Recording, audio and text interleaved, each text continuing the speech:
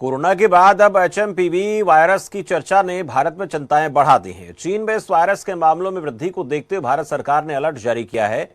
मेरठ के CMO doctor Ashok Kataria के अनुसार ये वायरस कोरोना जितना खतरनाक नहीं है। हालांकि इसके लक्षण कोरोना जैसे ही हैं, बुखार, नजला, जुकाम, खांसी, गले में दर्द और सांस लेने में कठिनाई।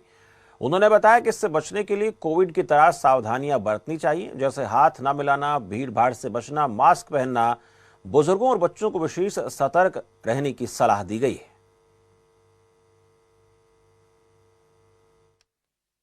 एचएमपीवी को लेकर तो यही है, जैसे कोविड आया ये भी चाइना का ही था और एचएमपीवी भी चाइना का ही बता रहे हैं। अभी तक तो कुछ ज्यादा इसकी जानकारी है नहीं हमें, पर मैं तो ये कहने चाहूँगा जितने ज्यादा हो सके सतर्क रहे आदमी, क्योंकि अधिकतर कोविड में लोगों ने अपनों को खो दिया है, लोगों ने अपना रोजगार खो दिया, जो अभी तक सेटल नहीं हो पाए हैं। एचएमपीवी के नाम से तो खतरनाक ही लग रहा है, क्योंकि 2 या 2.5 साल हमारे वेस्ट हुए हैं। लोगों की पढ़ाई नहीं हो पाई, लोगों का रोजगार चला गया, लोग के जो अपने थे वो चले गए हैं कोविड में। और वो भी चाइना का था, अभी एचएमपीवी भी चाइना का है। ये पता नहीं कैसा घातक होगा, क्या इसकी प्रिकॉशन लेनी चाहिए ये भी नहीं पता, पर हाँ खतरा लग रहा है। ह्यूमा मेटान्यूमा वायरस इसका पूरा नाम है और इससे बच्चों को कुछ ज्यादा ही खतरा है। और इसके सिम्टम्स जो होते हैं, शुरू में कफ, नाक बहना, नजला, बुखार, कुछ सिमिलर कोरोना जैसे इसके सिम्टम्स है। बट गंभीर मामलों में इसमें सिम्टम्स आते हैं, सांस लेने में दिक्कत और भी बहुत सारी चीजें।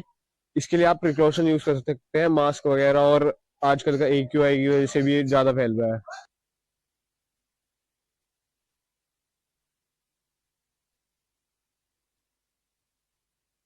कोविड के बाद एक और चाइनीज वायरस ने भारत के लोगों की नींद उड़ा दी है।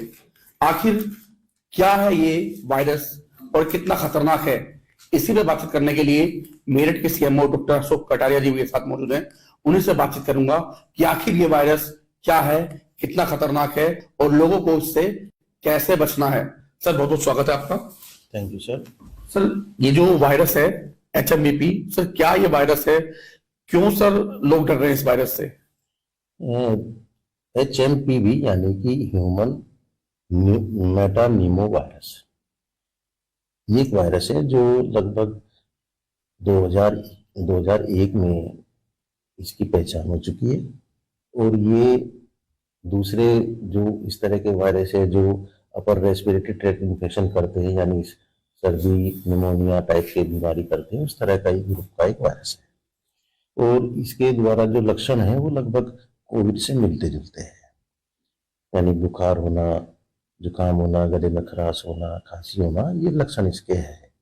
और कुछ सालों से ये प्रचलन में है। कुछ देशों में इसके केस पाए जाते हैं, कुछ देश में ज्यादा आ जाते हैं, कुछ देशों में कम आते हैं।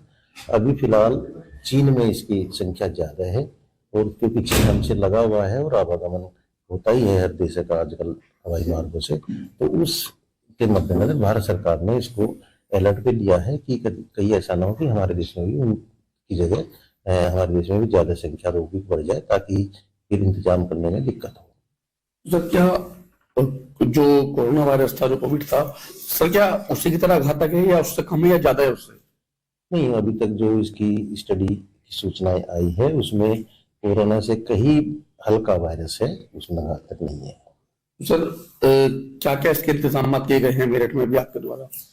अभी इसकी कोई एडवाइजरी गाइडलाइन जारी नहीं हुई है, नहीं इसको गंभीर माना गया है।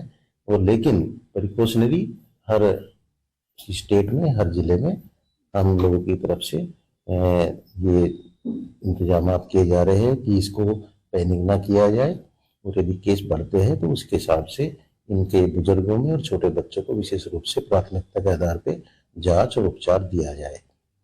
जो छोटे बच्चे या जो किसी पहले से किसी बीमारी से ग्रसित है, उनको थोड़ा सा विशेष सावधानी रहने की जरूरत है।